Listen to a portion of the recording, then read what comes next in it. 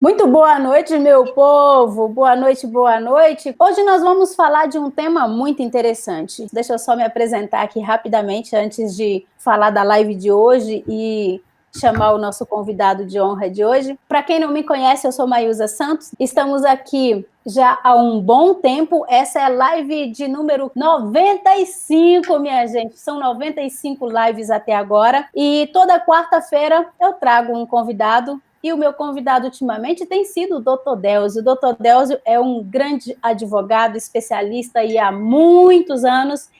E eu gosto muito do Dr. Delzio porque a gente traz casos práticos, a gente traz a realidade que acontece no dia a dia. Não é aquela coisa juridiquês, não é aquela coisa só Código Civil, só legislação. Ele fala de legislação, sim, mas o que é mais importante, a gente fala do dia a dia, a gente fala das experiências que isso tem trazido para a gente e de como a gente tem resolvido esses casos, né?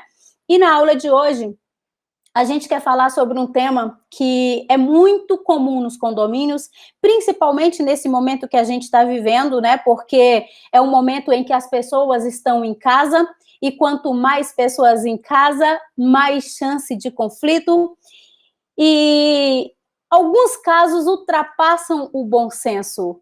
Só que, como a gente define o que é grosseria, o que é falta de educação, o que se caracteriza um condômino antissocial, quais são os nossos limites, até onde a gente pode agir, quais são as atitudes que a gente pode tomar, como é que a gente identifica cada um desses personagens.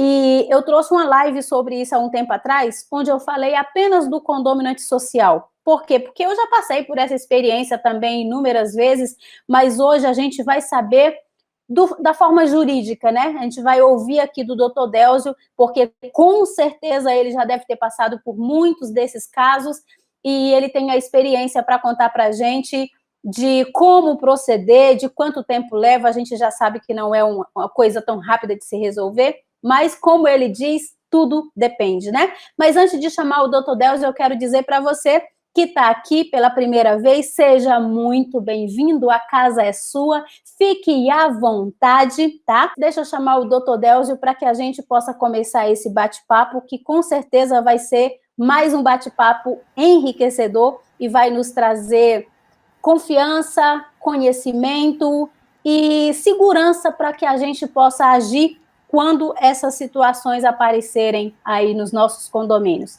Doutor Delzio, boa noite, seja muito bem-vindo em mais essa aula, viu? Boa noite, Maísa. Boa noite, amigos, colegas que estão participando dessa live mais uma vez.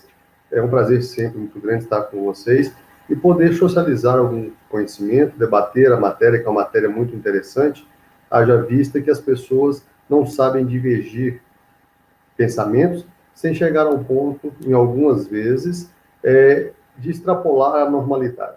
E aí nós temos que fazer o divisor entre o que é normal, o que é externar uma insatisfação e o que é chegar ao ponto de macular a moral, a honra e a dignidade de terceiros.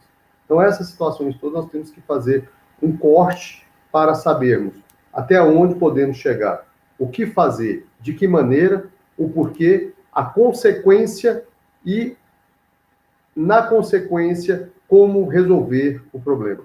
Por óbvio, morar em condomínio é uma frase que eu uso há mais de 25 anos, quer dizer, há 25 anos. Morar em condomínio é abrir mão do seu direito individual em detrimento da coletividade. Então, quando nós decidimos morar numa edificação condominial, em um condomínio de casas, aonde a coletividade que decide grande parte das atividades que podem ser exercidas ou não, a coletividade que decide sobre a destinação de cada área comum, a coletividade que decide a forma de administração, nós temos que respeitar a maioria. A democracia é isto. As pessoas devem ter o direito de expressão, garantir o direito de ir e vir, garantir o direito de se reunir, mas lembrando que o voto da maioria, em regra, deve prevalecer, seja uma maioria simples, seja uma maioria absoluta, ou seja um quórum qualificado em assembleia, mas sempre é a maioria que vai decidir a forma que aquele condomínio terá o seu encaminhamento. E, infelizmente, principalmente nesses períodos iguais que nós estamos agora, que as pessoas estão com os nervos à flor da pele. As pessoas estão com todas as questões inerentes à saúde mental, à saúde física, no último estágio possível de se aguentar, e isso vem potencializando e acirrando muito mais os ânimos internos. Essa questão é tão importante, mas tão importante, que nós tivemos no sábado, aqui no Distrito Federal, um decreto, o 41.849, que mexeu com a vida da população do Distrito Federal como um todo. E, em especial, mexeu com a vida dos condomínios. E nós sabemos que várias cidades, vários estados estão preparando decretos, estão fazendo legislações, seja por decreto ou por legislações normais pelas câmaras municipais ou câmaras estaduais, assembleias estaduais, e isso está mexendo cada vez mais com a situação de cada condomínio. Eu vejo, por exemplo, aqui no Distrito Federal, grandes situações de conflito, Maílza, quando se trata de utilização de áreas comuns. E isso é a grande fonte de discórdia e a grande fonte de problemas que vai chegar a culminar na situação que nós vamos discutir hoje. Grosserias, ofensas, agressões e indenizações ou processos criminais, se for o caso. Hoje mesmo eu recebi uma mensagem de uma aluna questionando sobre isso. As pessoas parece que não gostam de ficar em casa, né? É um momento em que as crianças estão em casa e tem muito home office agora, né, doutor Deósio?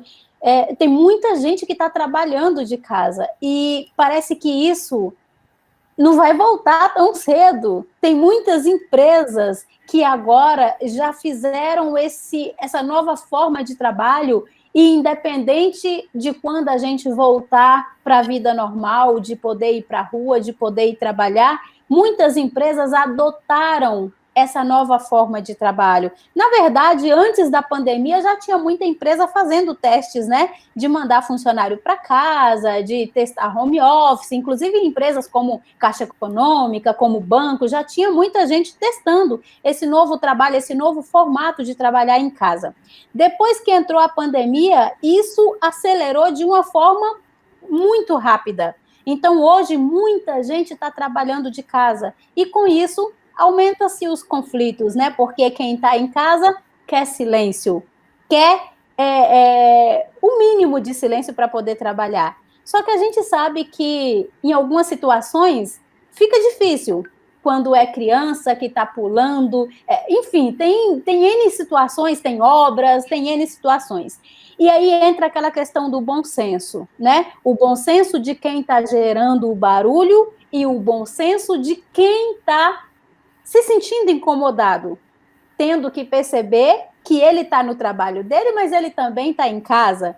É um ambiente que tem crianças, que tem outras pessoas também trabalhando de casa, que tem toda essa situação. Mas aí, aquilo que a gente falou logo no início, algumas pessoas chegam até o síndico numa grosseria sem tamanho, né? Numa falta de educação sem tamanho. E é exatamente aí que mora o ponto. Aquela linha bem invisível, né? Quase, que separa essa grosseria, essa falta de educação do condômino antissocial. Como que a gente faz essa separação? Como que a gente consegue distinguir quem é um e quem é o outro? E quais as atitudes nós podemos tomar? Então, Maílza, esse é um problema que não é novidade em nenhum condomínio. Só que, como eu já tinha dito e você também reforçou, o momento atual está agravando e o momento atual está cada vez mais acirrando os ânimos das pessoas. Que as pessoas estão com problemas psicológicos, as pessoas estão com depressão, as pessoas estão com ansiedade, síndrome do pânico, as doenças estão potencializadas e tudo isso aflora os sentimentos. E nós temos que lembrar que o Código Civil estabelece, em seu artigo 186, que aquele que por ação, omissão voluntária negligência e imprudência, violar direito de outrem, mesmo que seja meramente moral, e aí o Código Civil traz essa questão, mesmo que seja meramente moral, ele deve reparar o dano. Mas como saber que aquilo que foi dito é um mero dissabor da vida do cotidiano normal ou chega a macular a honra, a moral de uma pessoa? Então, os tribunais, eles criaram alguns critérios. E os tribunais também já vêm julgando matérias de condomínio há algum tempo. E essas matérias condominiais relativas às agressões verbais, e agora também com uma disseminação muito maior nos grupos de WhatsApp, Instagram, Facebook, que as pessoas, além de falarem pessoalmente para aquele, seja o síndico agredindo um condômino, seja o condômino agredindo um síndico, isso passou a ficar sem fronteiras. E aí, Maílza, nós temos que lembrar, eu não vou dizer que eu concordo ou discordo, eu só vou fazer uma constatação.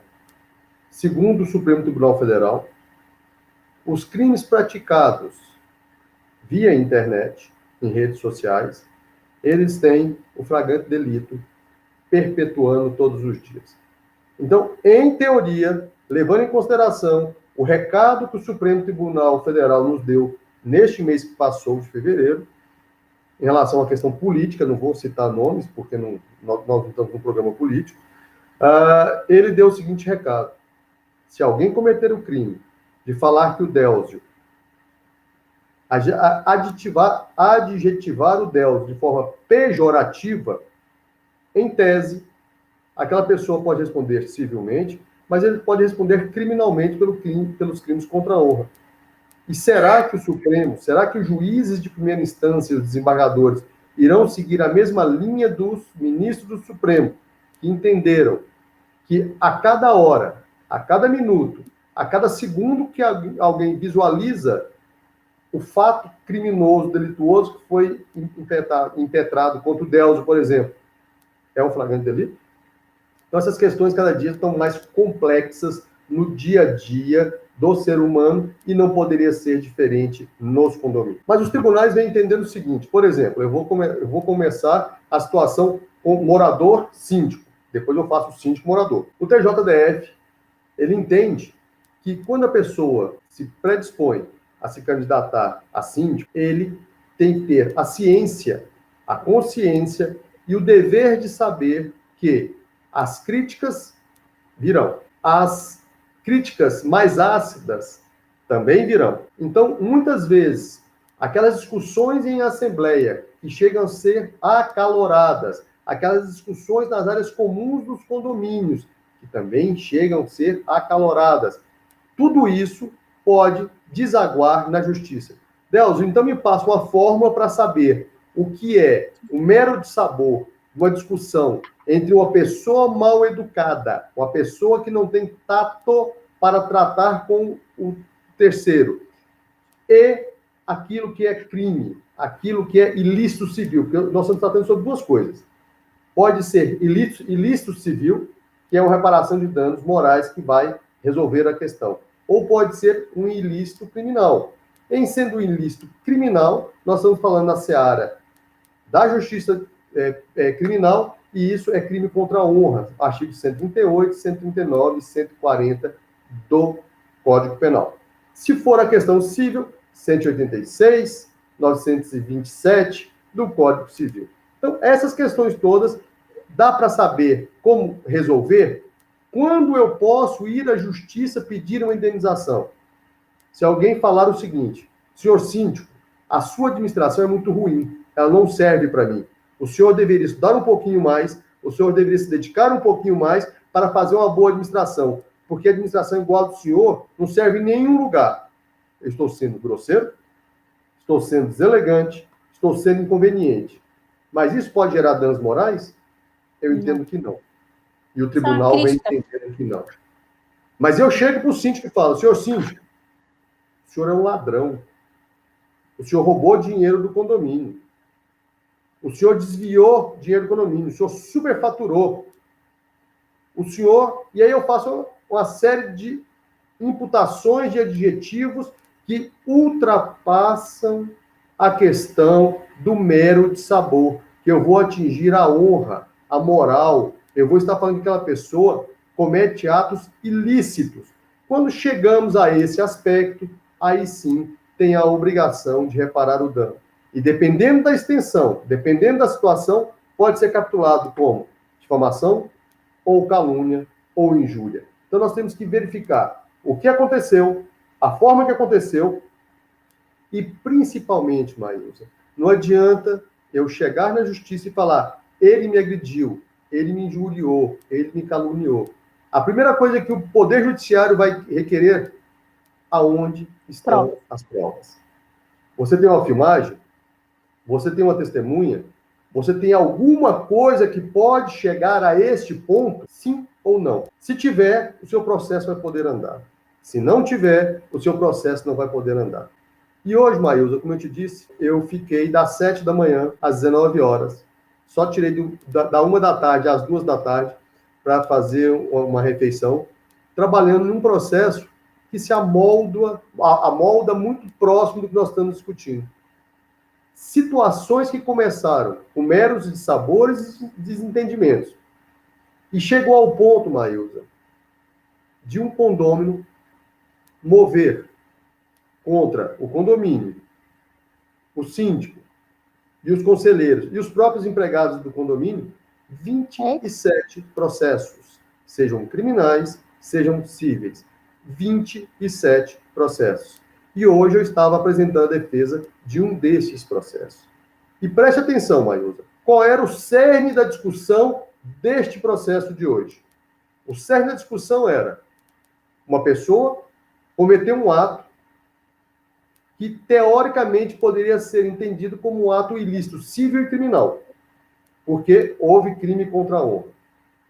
A pessoa que se sentiu ofendida, foram várias pessoas, foram à justiça criminal, mediante provas testemunhais e filmagens. O Poder Judiciário, ao final do julgamento desse processo, ele entendeu que as provas apresentadas não eram suficientes para ensejar uma condenação criminal. Ok.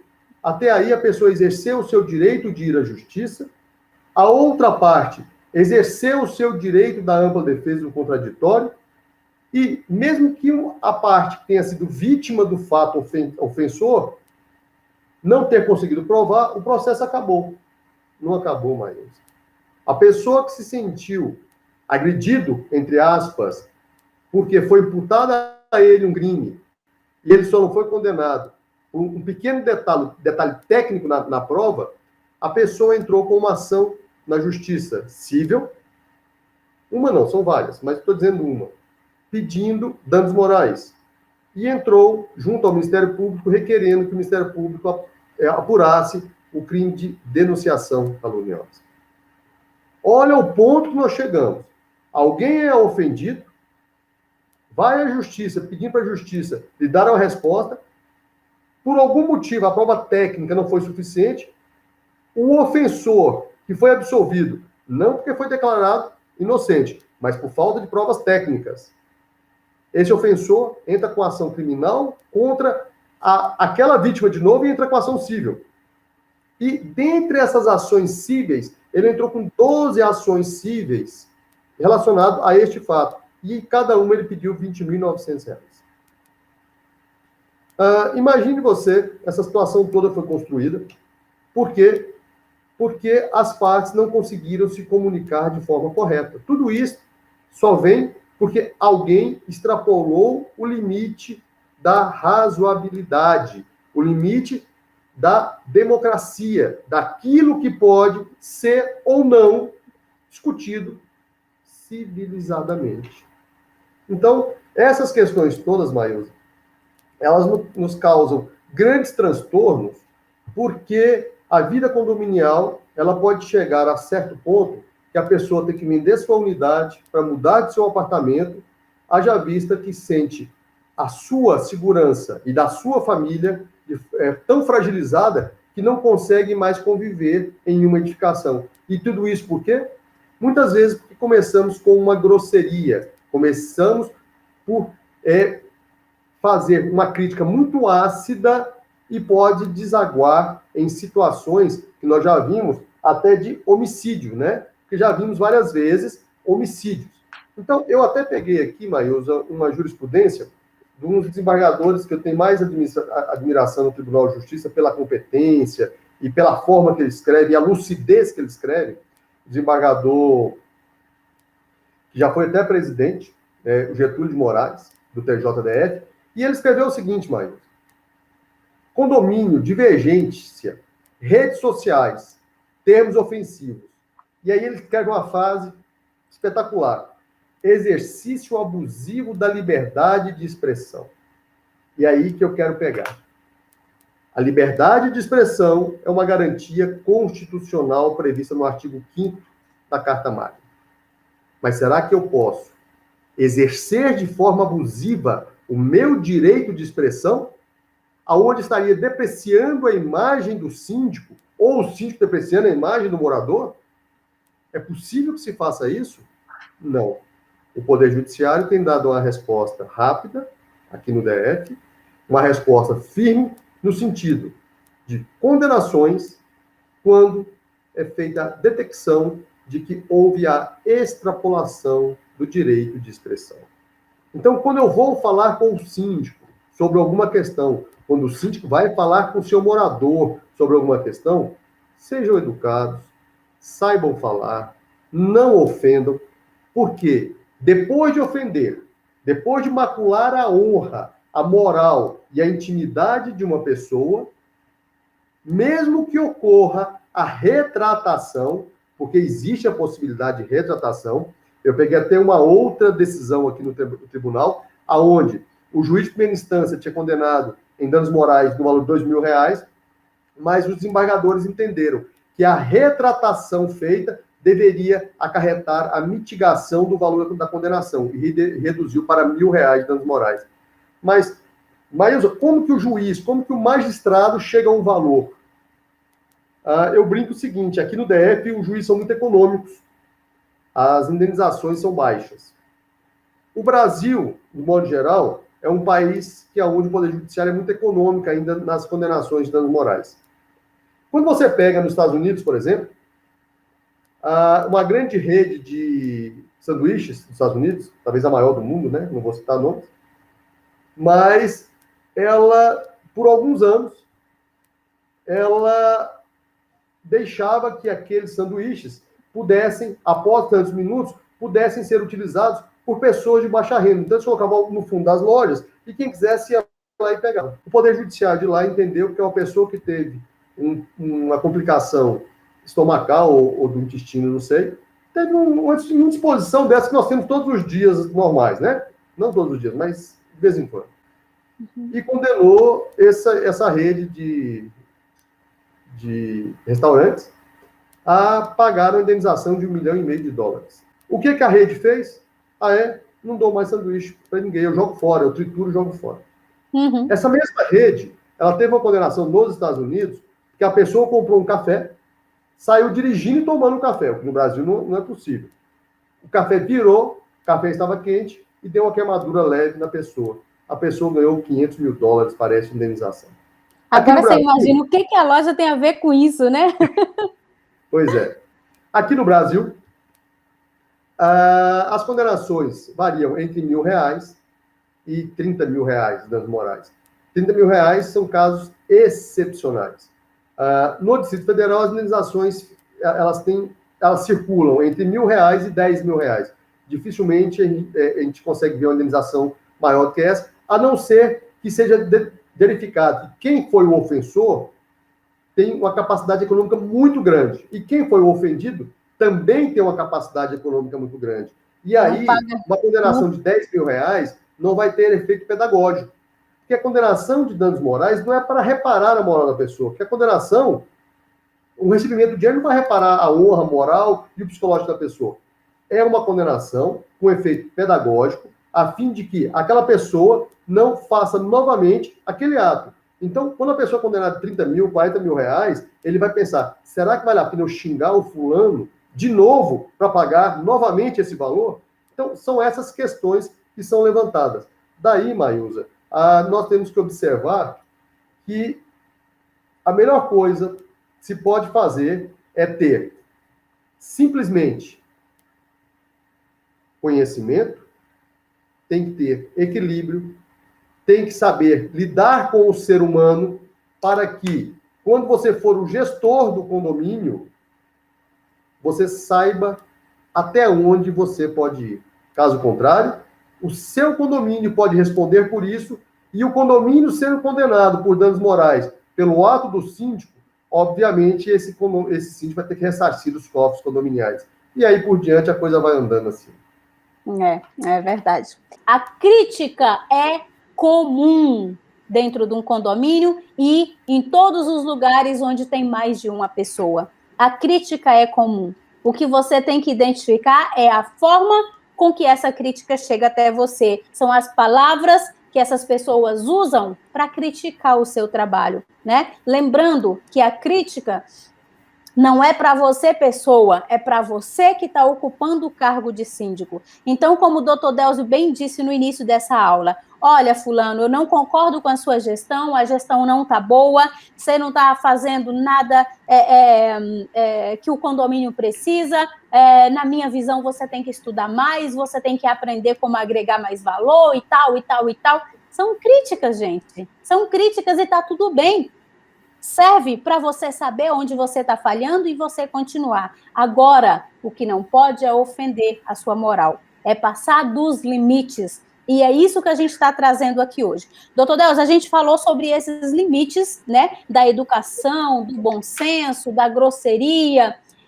Mas eu queria entrar também num outro assunto que é muito parente desse, que é muito pertinho desse, que se chama o condômino antissocial.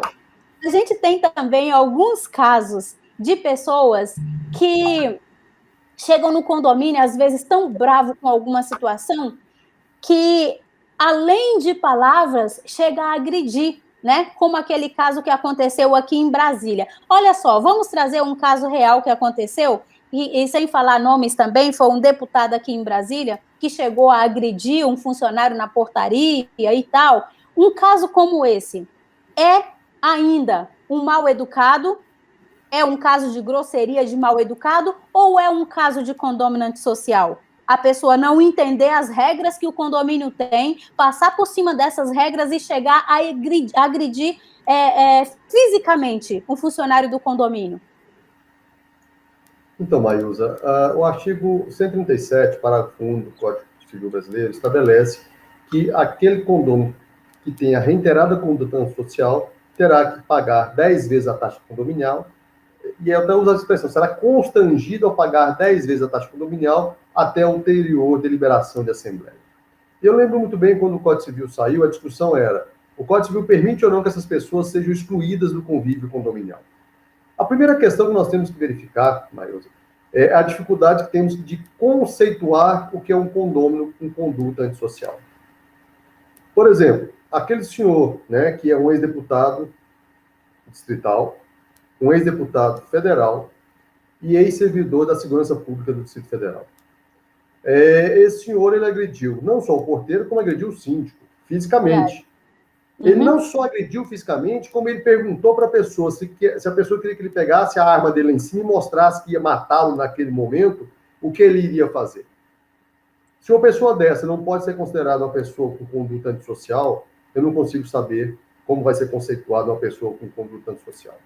Para mim, conduta antissocial, Maísa, é aquela pessoa que já extrapolou os limites de qualquer situação que possa ensejar o seu convívio no seio condominial. Então, aquelas pessoas que fazem tráfico de drogas dentro do condomínio, aquelas pessoas que furtam no próprio condomínio, e eu tenho processos disso, tá?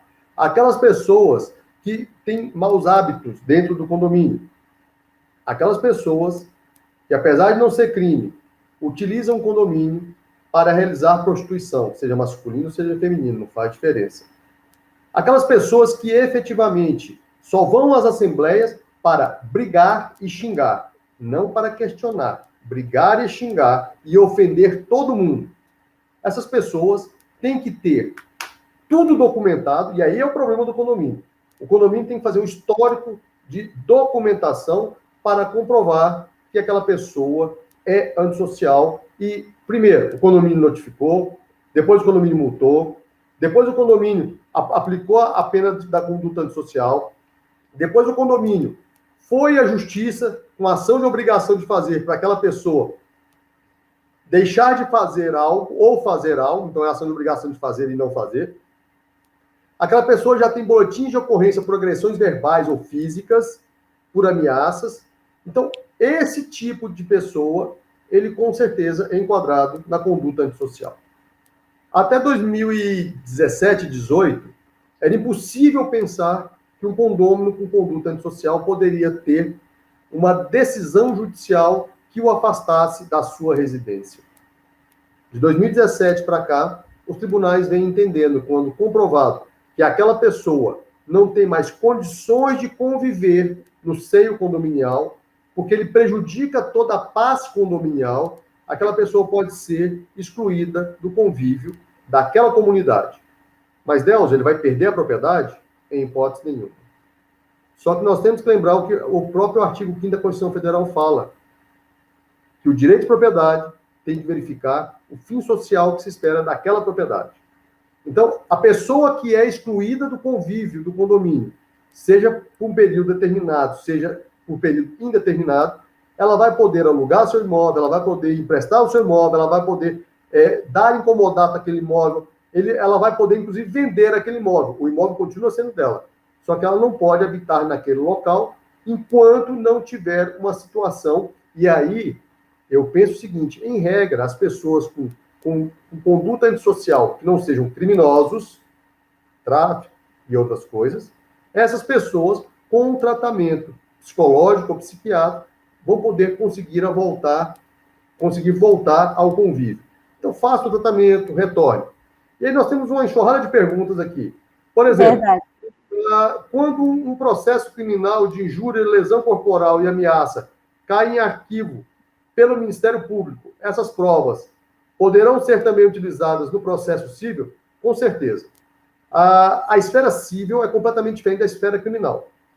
Para uma condenação, nós aplicamos a regra da Constituição Federal que diz o seguinte: ninguém poderá ser culpado caso não tenha esta prova cabalmente realizada. Então, existe a presunção de inocência. Eu só sou culpado quando alguém comprova criminalmente, quando alguém comprova de forma indiscutível que eu cometi um ato ilícito criminal. A civil não.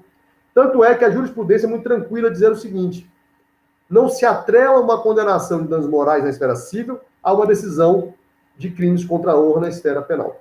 Então, são coisas distintas, sem problema nenhum. Agradecer mais uma vez nosso amigo Edson, né? Ele sempre muito carinhoso com a gente, desejando tudo de bom. E aqui, o senhor José Ramos perguntou: o proprietário é responsável pelos danos que seu inquilino provoca no condomínio, onde ele mora e não tem conduta correta e aceitável pelo grupo que ali mora? É uma discussão muito boa. Quem é o responsável pelas multas e pelas condutas praticadas por seus inquilinos e por seus representados?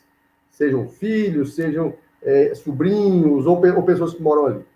Criminalmente, a resposta é simples. A ação penal é movida de forma personalíssima, ou seja, para quem cometeu o crime.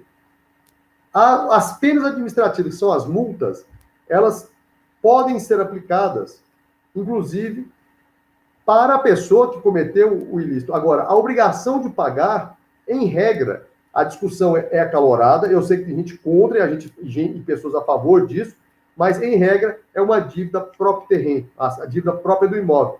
Mas por que, Deus? Não fui eu que cometi a conduta. Mas uma das condições da responsabilidade civil é a culpa in vigendo e culpa in vigilando. O que significa isso, Deus? A pergunta que eu faço: quem escolheu o inquilino para morar naquele prédio? Fui eu ou a imobiliária que eu contratei? Então, se eu escolhi meu inquilino, seja diretamente, seja por intermédio da imobiliária, eu tenho a obrigação de vigiar a conduta dele.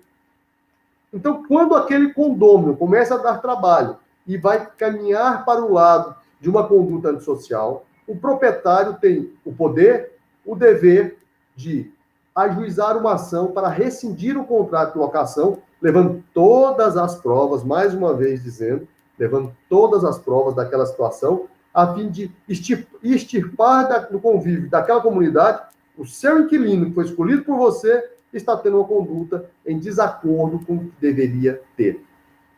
Vou mandar um abraço também para a dona Elizabeth, que é uma pessoa que eu tenho muito carinho, muito respeito, uma excelente síndica, ela está nos acompanhando também. E aqui a Fátima perguntou, o morador é policial e tem má conduta, não segue regras no condomínio, podemos dar queixa no batalhão dele? Não só pode, como deve, não é queixa. Vocês podem fazer uma representação, porque polícia, gente, é uma coisa muito, muito interessante. O policial, muitas vezes, e eu tenho uma irmã que é policial e um cunhado que é policial.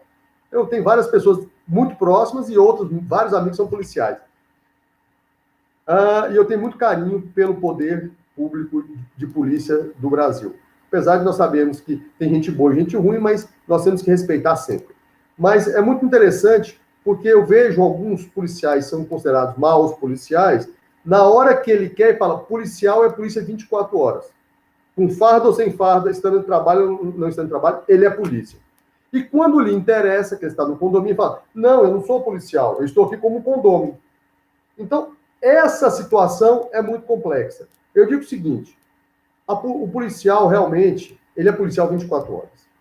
Se ele tem uma conduta que seja inadequada, o condomínio pode sim fazer uma representação na ouvidoria, ele pode fazer levar ao conhecimento dos superiores aquela conduta para verificar se é uma conduta incompatível com o status de servidor público policial. Então, o policial ele tem que ser o primeiro a dar o exemplo. Ele não tem que mostrar força policial. Eu estive numa assembleia uma vez, Maísa, que um policial aposentado partiu para cima do síndico gritando, querendo agredir. Naquele momento, é claro que isso é uma exceção. A maioria dos policiais não fazem isso. São pessoas do bem que servem para proteger a sociedade. Mas esse era uma pessoa que, naquele momento, ele partiu para cima do síndico, gritando e colocando o dedo.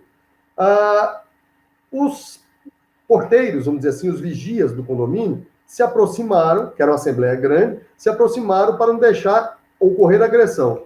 Levantou um outro policial, que era um policial civil, e partiu para cima, achando eu que ele ia conter aquele policial que estava exacerbando o seu direito normal de cidadão e de condômino. E ele falou assim, ninguém põe a mão nele, porque polícia apoia a polícia. Aí eu perguntei, a polícia não apoia a comunidade? A polícia não tem como dever principal proteger a sociedade? Agora, uma pessoa que se intitula policial parte para cima de um síndico, e o policial que ainda está na ativa, ele vem para dar proteção ao agressor? Então, essas situações não podem ser aceitas na nossa sociedade. Nós temos bons advogados e maus advogados, bons médicos e maus médicos.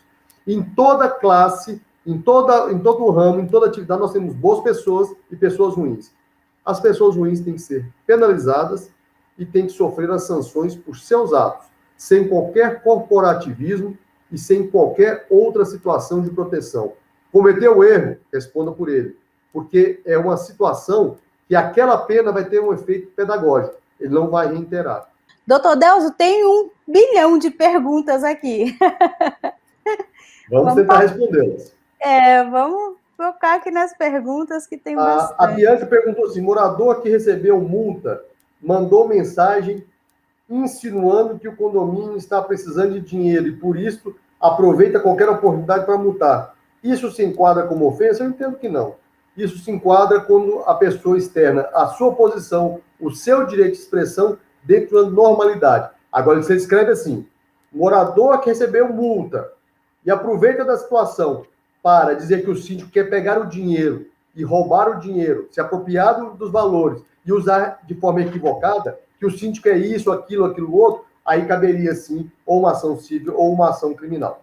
Esse tipo de aula tem um conteúdo riquíssimo, um conteúdo que é muito valioso para condôminos, para conselheiros e principalmente para os síndicos.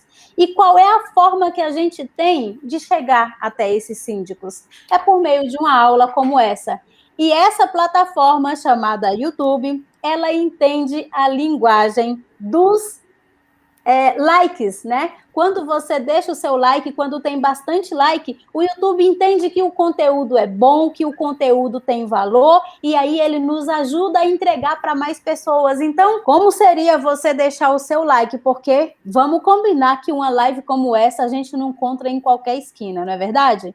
É uma live de altíssimo valor, é importante que possamos chegar até outros síndicos. E quando você deixa o seu like, você nos ajuda com isso, porque o YouTube entende que o conteúdo é bom, que o conteúdo é relevante e entrega para outros síndicos. Então, por favor, deixa seu like que você estará nos ajudando, ok?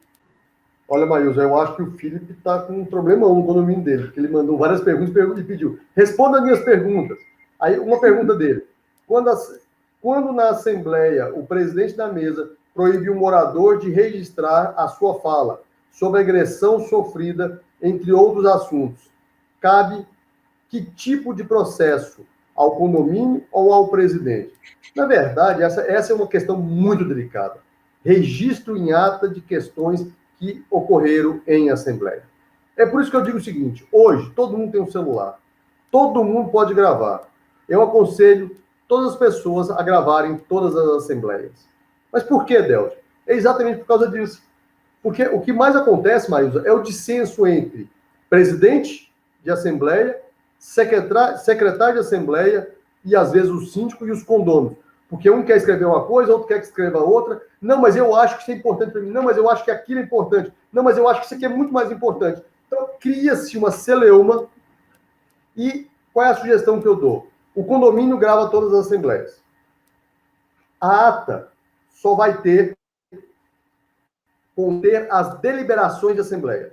Quem necessitar da gravação, que requeira aquela gravação e faça uma degravação daquela filmagem com áudio e vídeo para ir à justiça questionar os fatos ocorridos.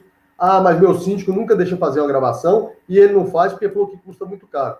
Então você pode fazer com o seu celular. Você pode fazer da forma que você bem entender. Mas, Delcio, eu escutei falar alguém disse o seguinte, o direito de imagem não pode ser maculado. Olha, eu já contei essa história, não sei se foi aqui ou não, e é isso que a Maílson brinca comigo, porque eu sempre tenho um caos para contar. Né? Na verdade, adoro. Na verdade, sempre eu tenho um caso, não é um caos, porque é um caso verídico que já aconteceu comigo.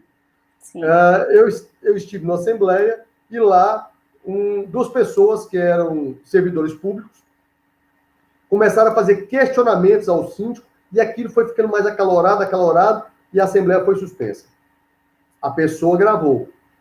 Aí a pessoa informou, na próxima Assembleia vou gravar de novo. O síndico nos procurou lá no síndico condomínio da F, nós ajuizamos uma ação e pedimos, na época, uma liminar. O juiz de primeira instância deu a liminar e falou, olha, a gravação não pode ser feita porque a convenção não prevê, o edital de convocação não prevê, e só pode ser permitida se, ao abrir a Assembleia, o síndico perguntar se as pessoas concordam. Se as pessoas concordarem, grava-se a Assembleia. Conseguimos eliminar satisfeito da vida. Um desembargador, ao receber o agravo do instrumento, ele deu efeito suspensivo e disse o seguinte, conceda o direito de gravar a Assembleia, porque quem não deve, não tem. Naquele momento, eu fiquei extremamente irritado, apesar de ser um admirador, que é um grande desembargador, uma pessoa espetacular, de uma reputação ilibada, de um conhecimento muito bom. E naquele momento eu fiquei chateado, falei, nossa, mas como é que ele usa essa expressão? Quem não deve, não tem, e manda fazer a gravação. E a Constituição Federal, o que diz? E aí, com o amadurecimento das derrotas, que as derrotas nos faz crescer profissionalmente e nos traz maturidade profissional, eu entendi o que ele quis dizer. Que, na verdade, por que impedir uma gravação se você não tem nada a esconder? Então é isso. Se você não tem nada a esconder, por que impedir a gravação? Não tem motivos. Então, hoje, devemos sim gravar as assembleias para que no futuro possamos utilizar como provas. Foi a primeira coisa que eu disse hoje. Ação civil ou ação criminal sem provas não serve para nada. Qual o melhor meio de provas? Uma gravação. Mas, Deus, eu já escutei dizer que se eu gravo a conversa com alguém, é prova ilícita. Não, calma lá. Eu não posso arapongar, ou seja, eu não posso pôr no telefone da pessoa um dispositivo para captar a gravação do que ela conversar com terceiros. Mas todas as vezes que eu estiver envolvido na conversa, eu posso gravar, não tem problema nenhum. E o Supremo Tribunal Federal entende como uma prova lícita, que pode ser usada, sim, em seu benefício, seja como prova positiva ou prova negativa. Delcio, o que é prova negativa e prova positiva? Me explica aí. Prova positiva, quando eu tenho que provar que alguém cometeu algum ato ilícito contra mim. Então, aquilo vai provar isso. Prova negativa, quando alguém diz, Delcio, mas você disse na Assembleia, me chamou de pulguento. Estou fazendo uma brincadeira, tá, gente? E eu vou falar, eu nunca chamei de pulguento. E eu vou mostrar a gravação que eu nunca chamei fulano de pulguento. Então, essas situações é que a prova pode ser negativa ou pode ser positiva. E isso nos dá o direito de fazer a gravação para autoproteção, porque eu não estaria prejudicando ninguém. Porque uma pessoa cometer um ato ilícito não precisa de ser protegido, ele precisa de ser punido. E aqui alguém perguntou, a Betânia, e quando o condômino tem uma câmera dentro do apartamento, mas grava tudo que se passa no hall, pode? Betânia que pergunta. Você me apertou sem me abraçar. Desculpa esse trocadilho horroroso, que é um dito popular, mas eu fui obrigado, escapou, me desculpem. Não, Betânia é muito discutível. Tem juiz que entende que o condomínio só pode instalar um circuito de televisão para a área externa do condomínio se tiver autorização da Assembleia. E tem outros magistrados que entendem que não tem problema nenhum. Se no seu hall de entradas o seu vizinho concordar, não tem problemas. Então, é uma questão muito pontual e vai depender de cada situação. Mas o Poder Judiciário, ele tem divisão entre posicionamentos. Não é um posicionamento unânime, não é algo que possa fazer com tranquilidade. Mas o que é unânime é o seguinte: morador, peça autorização para o síndico e requeira que a Assembleia venha deliberar. Se a Assembleia autorizar, a discussão acabou. Se a Assembleia não autorizar, nós estaremos à mercê de uma decisão favorável ou desfavorável.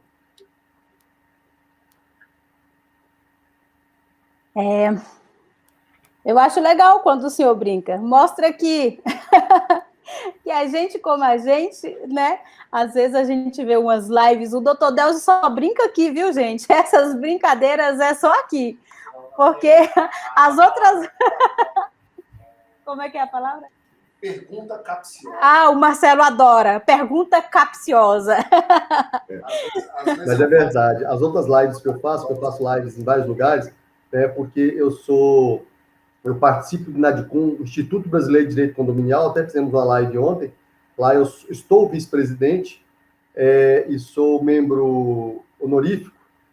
E é um instituto muito interessante, nós temos bons advogados especialistas lá, e também no Síndico Condomínio DF, que eu dou assessoria jurídica, e em outros locais que eu faço live, eu tento ser mais tradicional. Aqui, porque é mais descontraído, realmente, a gente às vezes faz umas brincadeiras, e depois eu vou brincar mais uma vez. Aí eu lembro da Xuxa e mando um beijo para minha mãe e para meu pai, né? Um beijo para minha mãe, para meu pai e para você. Exatamente. Mas, assim, isso é importante para deixarmos o ambiente descontraído. É uma situação de que a situação que tratamos é problemática. Eu lembro, Maílza, há uns 17, 18 anos atrás, eu fui dar uma palestra sobre responsabilidade civil e criminal do síndico. Uhum. Eu nunca tinha visto ninguém dar uma palestra sobre responsabilidade civil e criminal do síndico. E aí eu inventei de querer montar essa palestra dentro do Brasil inteiro, e hoje o que eu mais vejo é alguém falando sobre isso, é muito legal, né? Eu tenha dado início, ou sendo o primeiro ou não, mas tenho dado início a essas discussões. E lá, quando eu estava falando sobre a responsabilidade civil e criminal do síndico, uma senhora muito humilde, sentada do lado de uma pessoa que eu conheço, e virou e falou assim, cutucou e falou assim, eu acho que esse advogado está mentindo. Aí essa pessoa perguntou, mas por quê? Não pode ser verdade o que ele está falando. Eu acho que ele só quer pôr medo em nós. Ela usou a expressão, em nós. A pessoa tão humilde que estava ali, né? Aí ele falou assim, não, é pura verdade. Ela falou assim, então eu acho que eu vou renunciar. E aí eu sempre brinco o seguinte, quando eu vou dar uma aula sobre responsabilidade civil do síndico e criminal, ou uma palestra, eu digo dizendo assim, gente, hoje é a noite da insônia. Porque quando o síndico, seja ele profissional, seja ele orgânico, tem o mínimo conhecimento da sua responsabilidade e do que pode acontecer com o seu patrimônio, com a sua liberdade, é uma situação que traz desassossego. Eu estou com uma amiga minha que é síndica e ela está passando por um momento terrível por causa disso. Excelente pessoa, pessoa séria, pessoa honesta, mas 2 pessoas perseguem essa senhora no condomínio. E ela já está fazendo tratamento porque perseguição, só porque ela quer fazer o correto. Gente, vamos lembrar, você quer dominar o que a sua propriedade, quer fazer só o que você quer, vai morar em uma chácara, distante de todo mundo, e você vai ter liberdade de gritar, de esmurrar as paredes, de colocar o som alto, de xingar, de andar seminu, mas lá é um local mais apropriado. Na sociedade civil que moramos, em comunidade, as condutas têm que ser comedidas, respeitosas, a fim de que possamos ter um convívio harmonioso. E aí, Maílza, eu digo o seguinte, hoje, o síndico não deve ter formação jurídica, ele deve ser psicólogo. Porque um síndico com conhecimento em psicologia, eu acho que ele resolve muito mais conflitos do que o síndico com formação jurídica. Se tiver as duas, melhor ainda. Mas se não tiver... Eu acho que ele tem que ter o Instituto SSP e o Dr. Delcio como advogado, que aí ele vai ter tudo isso aí, ó, no pacote só. Então, doutor Delcio, eu acho legal quando o senhor brinca aqui, e eu falo isso que o doutor Delcio só brinca aqui, gente, mas por quê? Porque aqui eu gosto de trazer esse clima mais descontraído, sabe? Eu gosto de trazer esses casos reais, essas experiências, esses bate-papos, por quê? Porque, sabe, o dia a dia, às vezes a gente já está pesado de alguma coisa que aconteceu no dia, então aqui a gente aprende com leveza, a gente aprende de uma forma mais tranquila, tirando esses medão que o doutor Delcio fica botando em vocês, tá? Mas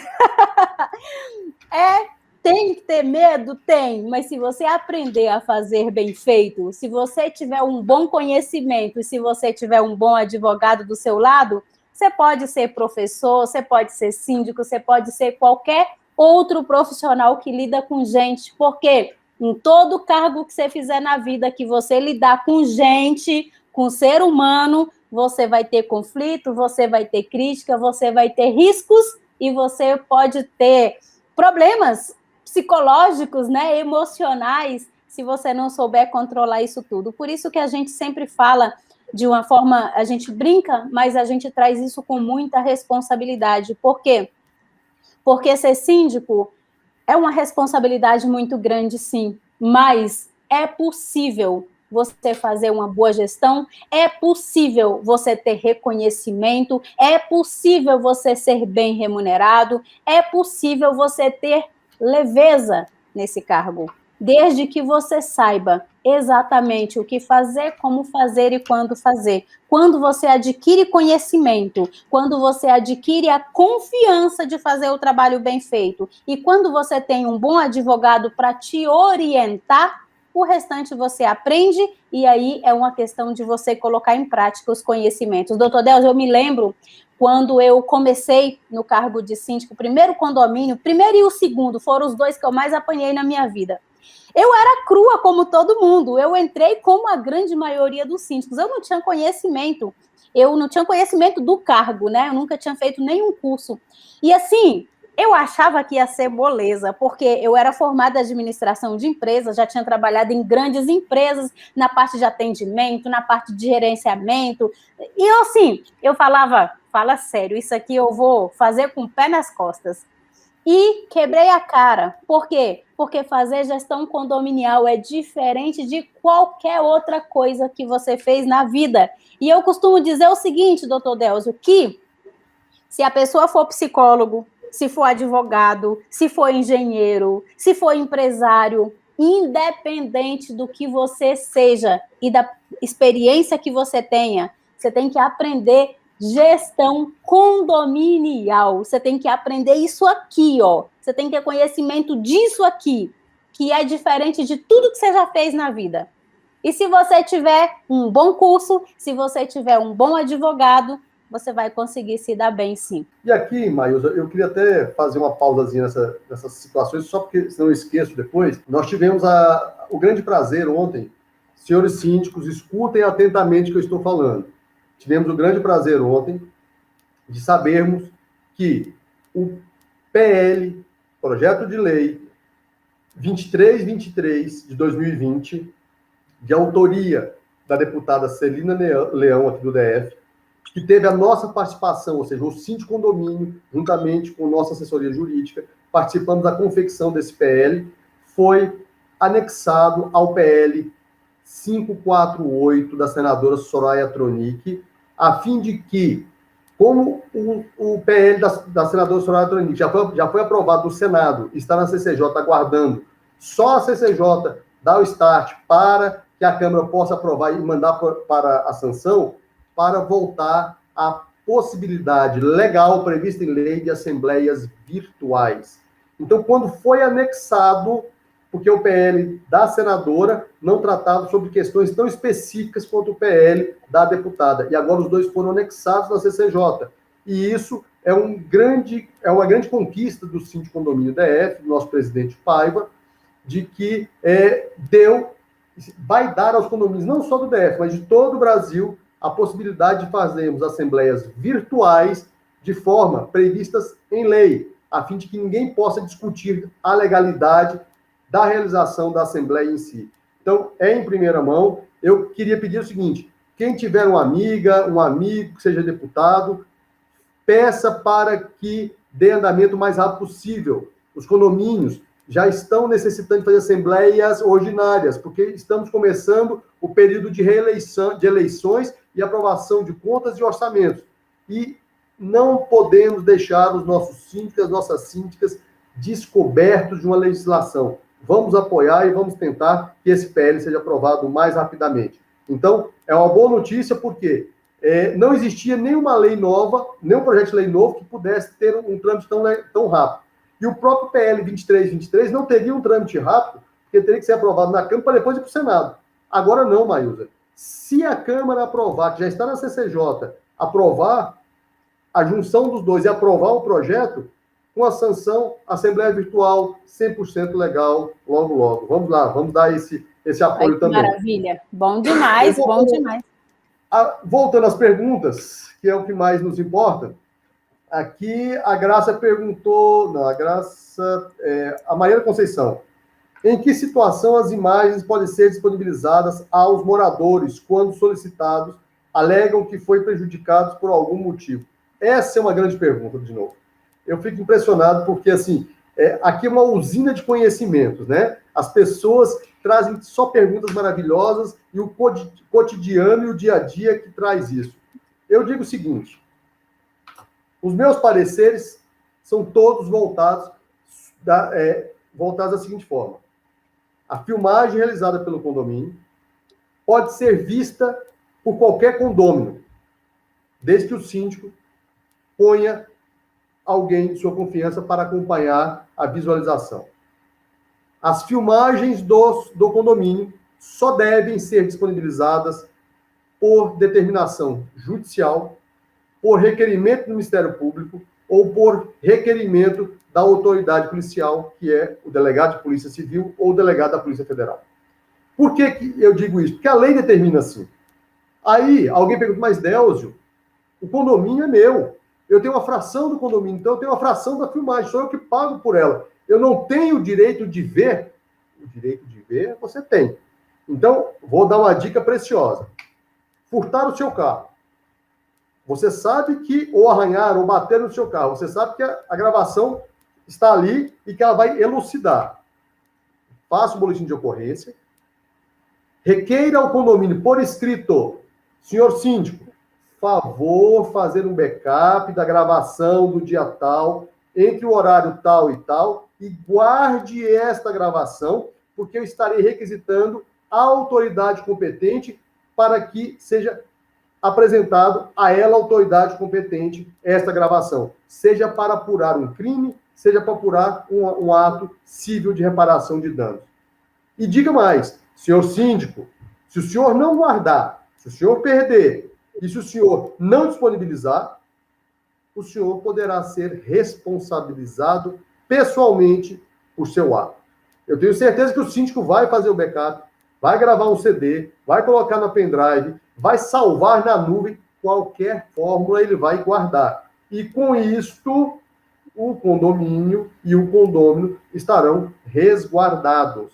Mas, senhoras e senhores, não cheguem xingando seu síndico, pedindo, exigindo que ele faça isso.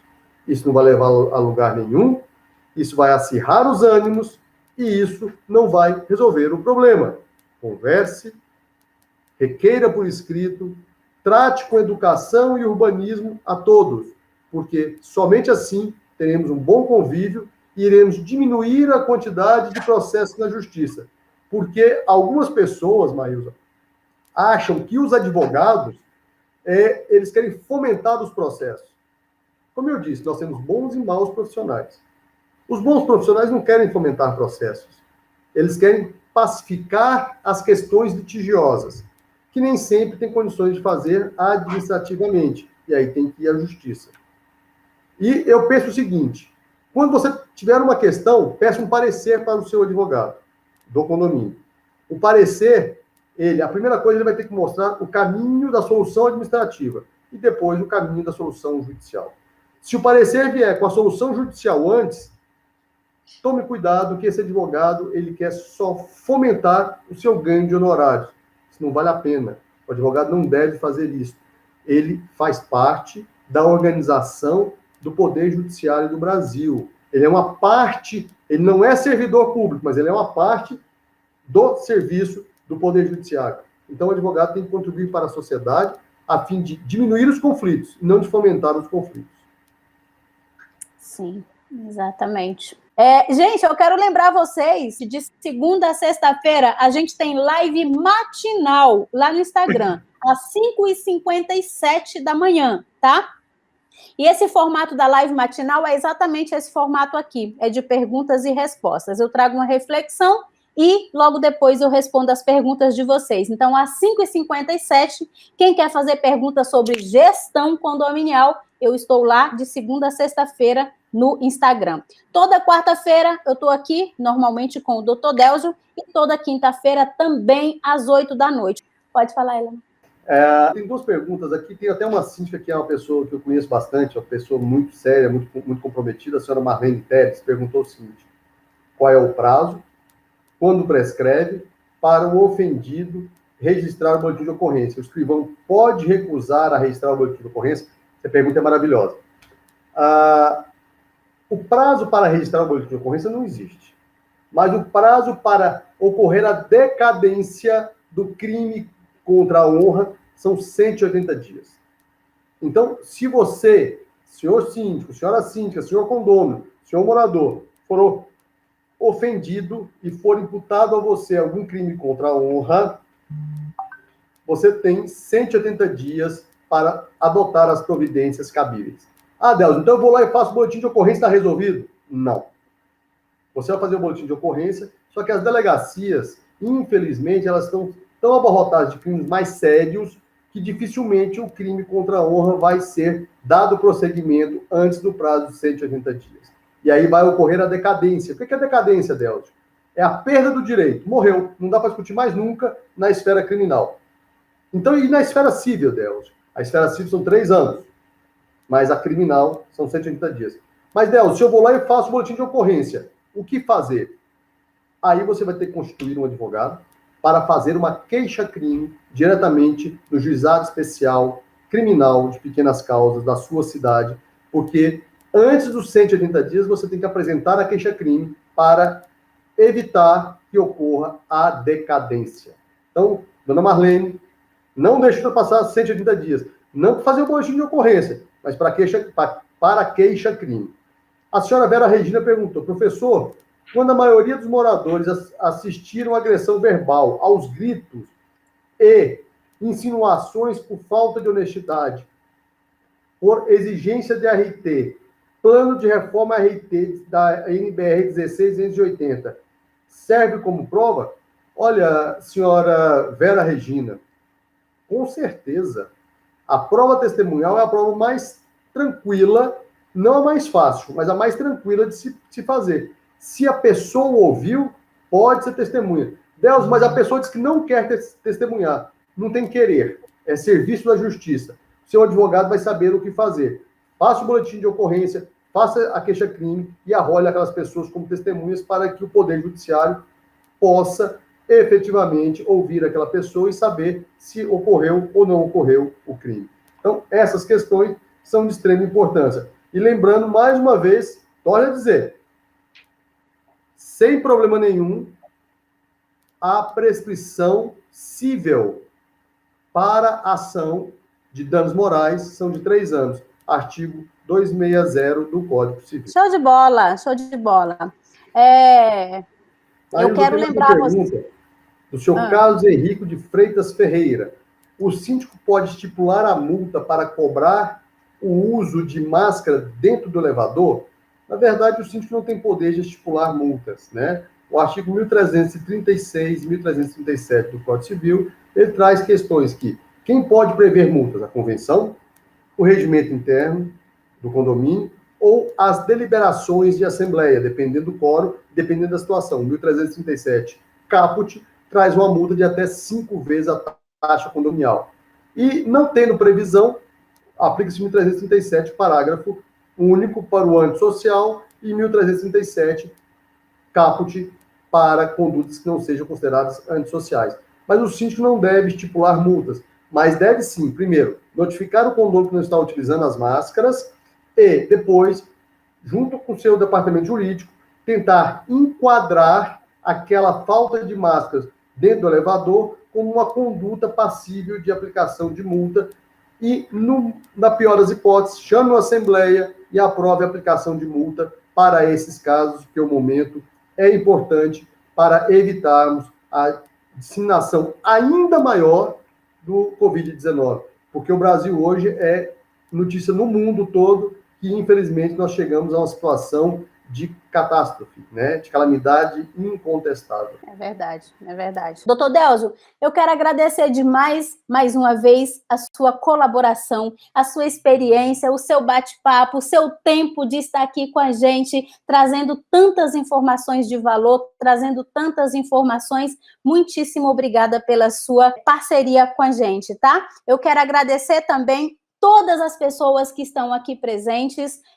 Obrigada pela sua presença. Saiba que de segunda a sexta, de 5h57, aula lá no Instagram. Se você tiver no canal do Telegram, você vai receber o link. Toda quarta-feira aqui com o Dr. Delzo às 8 da noite e toda quinta-feira comigo. Aqui tem o link do Dr. Delzo, do canal dele lá no Instagram, que é nosso grande parceiro. Se você ainda não segue o Dr. Delzo, depois entra e siga, porque além das nossas lives, ele faz outras lives aí também, e são temas sempre muito enriquecedores e voltado para o síndico. Obrigada a todos. Doutor Delzo, quer trazer aí mais uma palavra? Quer responder alguma coisa que eu estou vendo que você está vidrado aí no chat?